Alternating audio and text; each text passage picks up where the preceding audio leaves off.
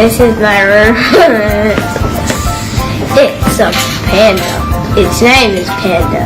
It is a panda. And there's a seat up here, there's a seat here. So if you want to go somewhere, you tell it where to go. And it can move its legs up and down, and it can jump really high. It races for like a million miles per hour. We have only one leg because it's only one And one arm. and One hand, it's got one eye and one ear, and it's got two hands.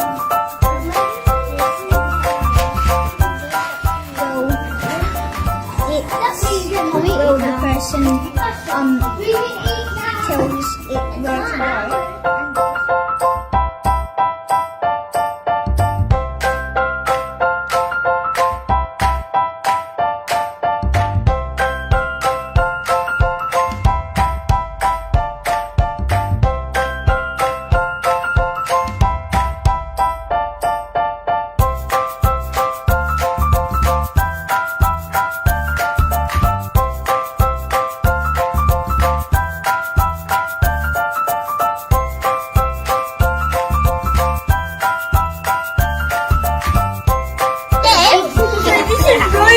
And if you make the wind sound like this, it wobbles the bank.